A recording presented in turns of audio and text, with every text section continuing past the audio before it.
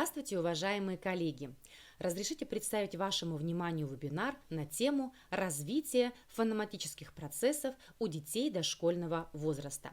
В Федеральном государственном образовательном стандарте дошкольного образования выделена образовательная область «Речевое развитие». Одной из задач образовательной области «Речевое развитие» является развитие звуковой и интонационной культуры речи, развитие фонематического слуха. Речь – важнейшее условие всестороннего, полноценного развития каждого ребенка. Чем богаче и правильнее речь ребенка, тем легче ему высказывать свои мысли, шире его возможности в познании окружающей действительности. Содержательнее и полноценнее отношения со сверстниками и взрослыми. Активнее осуществляется его психическое развитие. Кроме того, полноценная речь ребенка является непременным условием его дальнейшего успешного обучения в школе. Так, основными структурными компонентами речи являются звуковой состав, активный и пассивный словарь, грамматический строй речи. Изучением звукового состава языка, то есть способов образования и изменения звуков в речи, их акустических свойств, занимается фонетика. Проблемой развития фонематического восприятия, то есть способов воспринимать и различать звуки речи и его значение для формирования грамотной речи, посвящены исследования Бельтикова, Выгодского, Гвоздева. Даниил Борисович Ильконин в своих работах писал: от того, как ребенку будут открыты звуковая действительность языка, строение звуковой формы слова, зависит все последующее усвоение языка, грамматики и связанной с ней орфографии. Также он говорил, предметом деятельности ребенка при обучении его чтению является не буква, а звуки языка. Лев Николаевич Толстой на начальных этапах обучения грамоте предлагал не название букв, а название звуков и проводил эту работу на слух, без предварительного заучивания названий букв. И действительно, как показывает практика, нарушение фонематического восприятия приводит к тому, что ребенок не воспринимает на слух близкие по звучанию или сходные по артикуляции звуки речи, вследствие чего у него нарушается звукопроизношение. Словарь не пополняется теми словами, в состав которых входят трудноразличимые звуки, не формируется в нужной степени и грамматический строй речи. Многие предлоги или безударные окончания слов для ребенка остаются неуловимыми. Кроме того, дети, у которых отмечается недостаточный уровень развития фонематических процессов, испытывают затруднения в звукобуквенном анализе. Им сложно, без зрительной опоры, представить такое абстрактное невидимое понятие, как звук, научиться действовать с ним. И только при планомерной работе по развитию фонематических процессов дети воспринимают и различают окончания слов, приставки, общие суффиксы, выделяют предлоги в предложении, что так важно при формировании навыков чтения и письма. А умение анализировать звуковой состав слова является важнейшей предпосылкой для обучения грамоте. К фонематическим процессам относят фонематический слух, фонематическое восприятие, звуковой анализ и синтез. Работа по развитию фонематического восприятия включает в себя 6 этапов, которые связаны и взаимодействуют между собой. Их, в свою очередь, можно условно разделить на 2 группы – неречевые и речевые звуки. И сегодня хочу обратить особое внимание на один из первых и важных этапов развития фонематических процессов, направленный на формирование умения слышать, узнавать и различать звуки окружающего мира. Неречевые звуки играют большую роль в ориентировании ребенка в окружающем мире, различение которых помогает воспринимать их как сигналы, свидетельствующие о приближении или удалении отдельных предметов или живых существ. Правильное определение на слух источника звука помогает узнать направление, откуда идет звук, определить свое местонахождение. Улавливать неречевые звуки, различать их по громкости, длительности, высоте, определять источник и направление звука позволяет нам физический слух. Для различения неречевых звуков требуется зрительная или зрительно-двигательная опора. То есть ребенку необходимо видеть предмет, который издает звук. Попробовать извлечь из него звук разными способами. Дополнительная чувственная опора становится необязательной, когда у ребенка появилось настоящее восприятие, сформировался нужный слуховой образ. Так, на первом этапе работы для детей младшего дошкольного возраста все занимательные задания и упражнения предлагаются в игровой форме и выстраиваются с учетом основных дидактических принципов. Безусловно, организованной образовательной деятельности в игровой форме способствует повышению интереса к образовательной деятельности, делая процесс обучения увлекательным, занимательным и эффективным.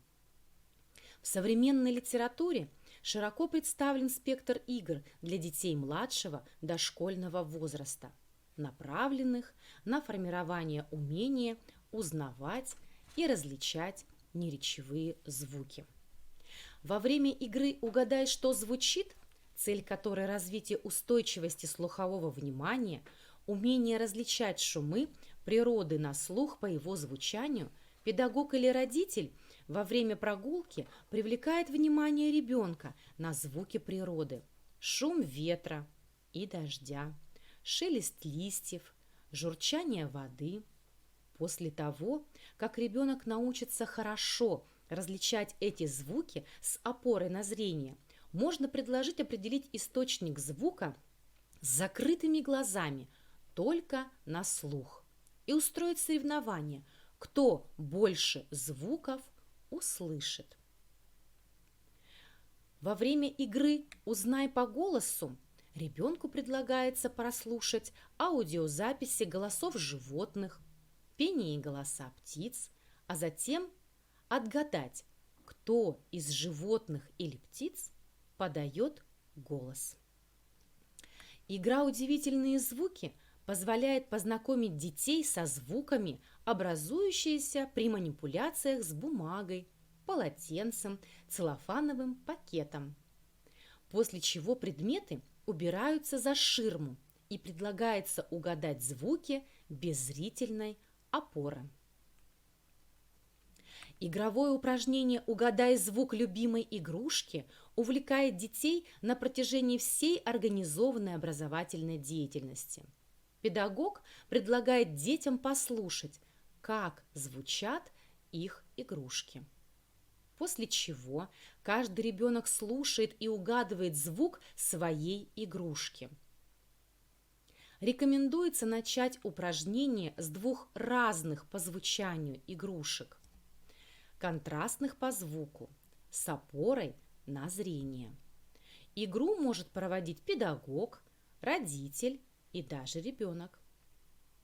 Во время игры «Волшебный карандашик» ребенок слушает звуки, которые возникают при постукивании карандашом о металлические, стеклянные, пластмассовые предметы. Также рекомендуется начать упражнение с двух разных по звучанию предметов при зрительной опоре, а позже добавить и другие варианты звучаний. В игровом упражнении «Сильный и слабый дождь» педагог предлагает ребенку на громкие звуки барабана шагать, а на тихие прыгать. В игровом задании «Где звенит колокольчик» педагог предлагает ребенку определить, откуда доносится звук, то есть определить направление звука. В В процессе игровых заданий и упражнений постепенно формируется умение различать на слух звуки природы, звуки, которые издают животные и птицы, предметы, материалы, транспортные шумы, звуки, которые издают звучащие игрушки. Все вышесказанное позволяет продолжать работу по узнаванию и развлечению неречевых звуков с детьми младшего и среднего дошкольного возраста с применением эффективного приема сказки-звучалки, авторами которых являются Сергей и Екатерина Железновы. Сказка-звучалка – это повествование сказки с использованием звукоподражания, музыкальных и шумовых инструментов, предметов, которые всегда под рукой. Пакеты, фантики, расчески, крышки и многое другое. Как учитель-логопед я объединила повествование сказок-звучалок с пальчиковой, дыхательной и артикуляционной гимнастикой, а также с играми малой подвижности. Сказки-звучалки со звуковым и шумовым оформлением с включением подвижных игр, пальчиковой и дыхательной гимнастики не оставляют равнодушными ни одного ребенка. Каждый ребенок становится не просто слушателем, а ее активным участником.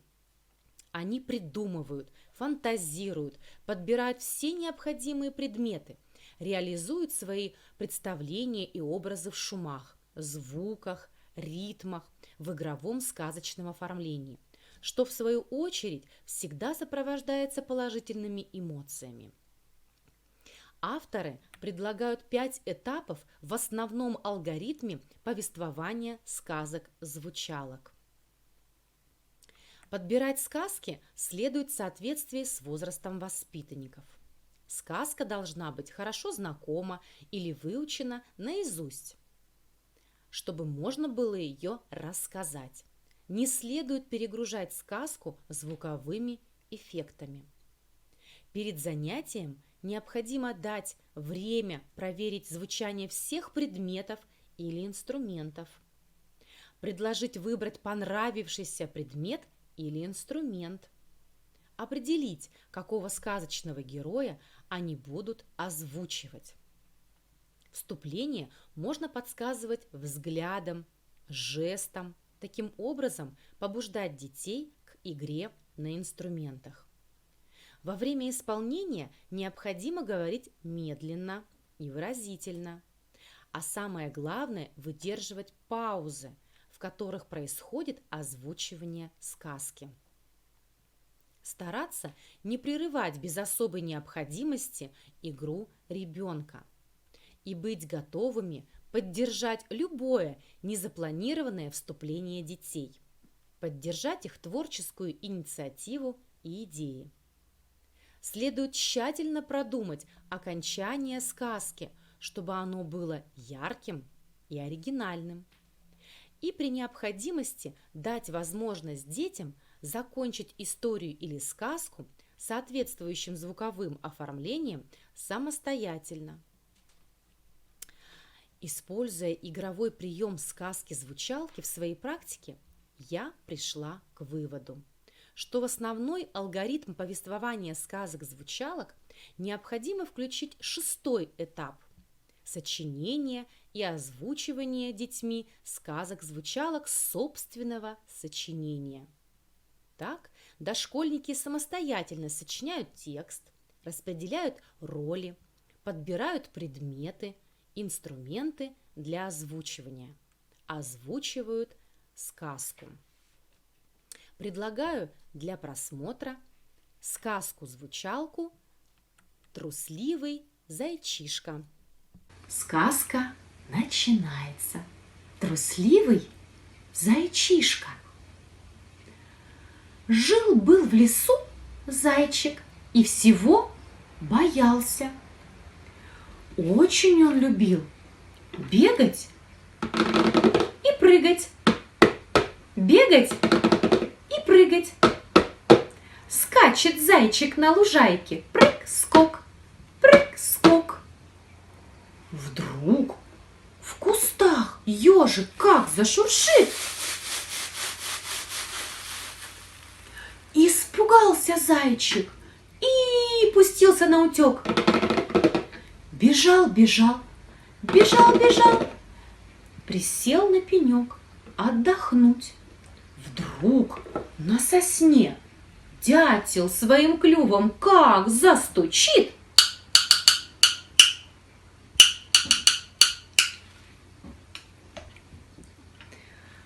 Испугался зайчик и бросился бежать.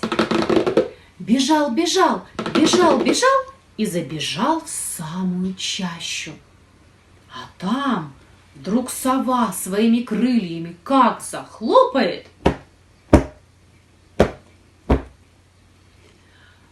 Побежал зайчик, бежал, бежал и из леса прибежал к реке. А там лягушки сидят и квакают. Ква, ква, ква, ква. Увидели они зайчика и прыгнули в воду. Тут зайчик остановился и говорит: а есть звери, которые меня, зайчика, боятся. Сказал и смело поскакал в лес. Вот и сказки конец. А кто слушал, молодец. Сказка «Звучалка. Приключение посуды». Сказка начинается. И сейчас мне вспомнилось очень интересное стихотворение. Начну, пожалуй, именно с него. Вот большой стеклянный чайник, очень важный, как начальник.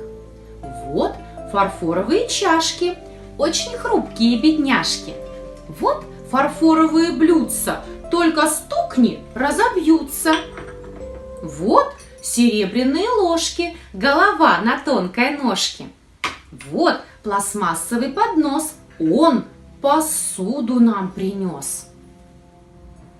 Итак, жила-была на кухне посуда. Жила она дружно, но однажды посуда поссорилась.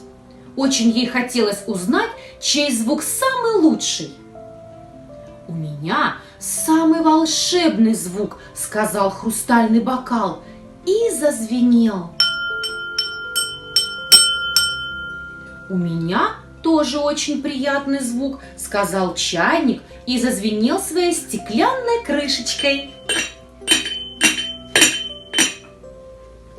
«А теперь послушайте наши звуки», — сказали чашечки и зазвенели.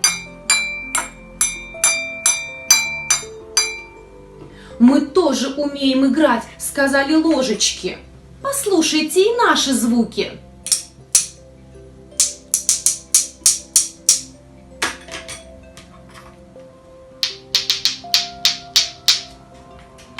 Очень интересные звуки, но наши лучше, сказали блюдца и зазвенели.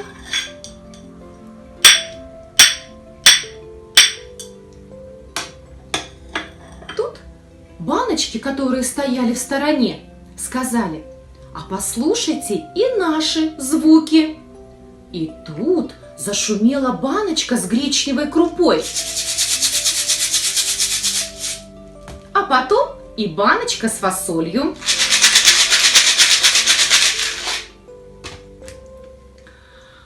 «Разве это звуки?» — сказал пластмассовый поднос. И показал свой звук.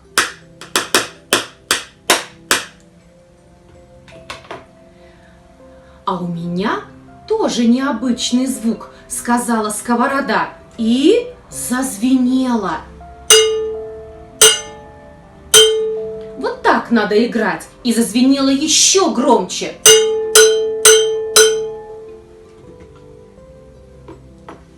Долго спорила посуда, но потом решила, что каждый звук самый лучший и самый интересный.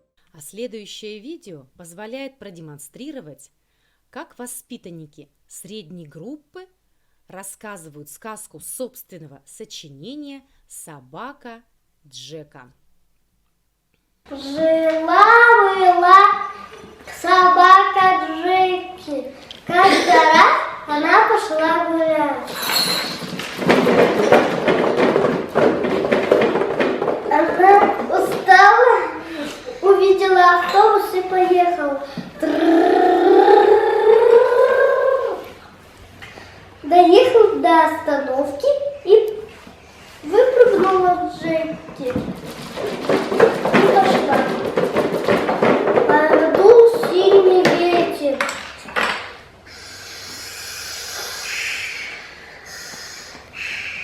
И пошел дождь. Джеки съехала на лужу.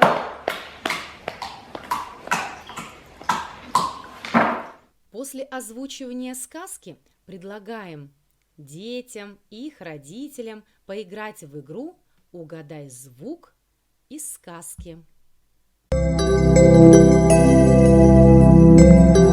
Когда вы рассказали сказку-звучалку со своим ребенком, можно предложить ему поиграть в игру, которая называется «Угадай звук из сказки». Для этого вам пригодится ширма. Раскрываем, а ребенка нужно в это время попросить закрыть глаза. Вы прячете предмет за ширму. Ребенок открывает глаза и слушает звук. И отгадывает его. Вот так. Итак, можно поиграть с любым предметом. А можно ли сделать так, чтобы совершенно любая любимая сказка стала сказкой-звучалкой? Такой вопрос задали родители. Конечно, можно. Достаточно всего лишь знать сказку наизусть, подобрать предметы для ее озвучивания, проверить звучание каждого из них и приступить к совместному озвучиванию любимой сказки. Так родители со своими детьми дома озвучивали любимые сказки. Сказка-звучалка «Красная шапочка на Новый лад».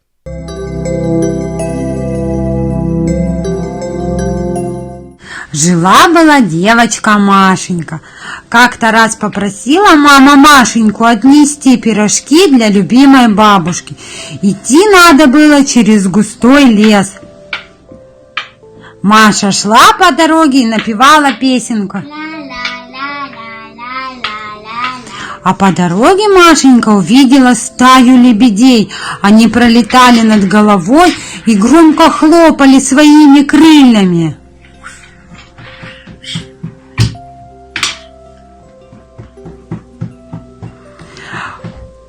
Дальше по дороге она повстречала маленького ежика. Он шуршал в кустах.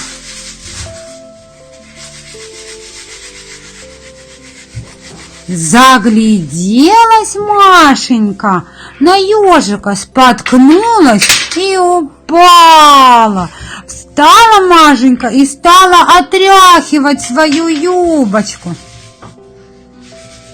Пошла Машенька дальше. Перед ней большая лужа.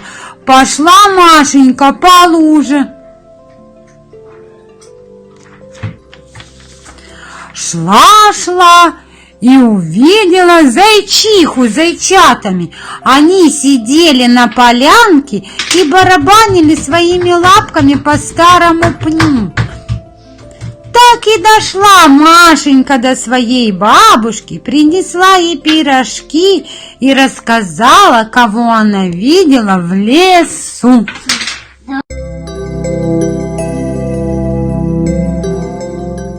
В заключении можно сделать вывод, что данные приемы, используемые в образовательной деятельности по звуковой культуре речи младшего дошкольного возраста, позволяют поддерживать интерес на протяжении всего периода работы с неречевыми звуками, оказывают благоприятное воздействие на развитие слухового внимания и памяти, мелкой моторики, дыхания, творческой фантазии, способствует формированию навыков общения, сотрудничества и сотворчества.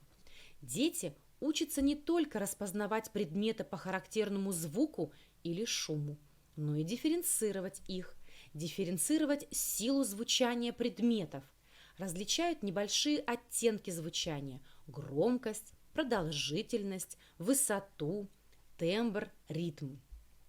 Полноценно развивается физический слух, который является фундаментом для развития речевого фонематического слуха, отвечающего за восприятие человеческой речи, всех ее звуков и интонаций, и имеет важнейшее значение для овладения звуковой стороной языка. На его основе формируется дальнейшее фонематическое восприятие. Спасибо за внимание.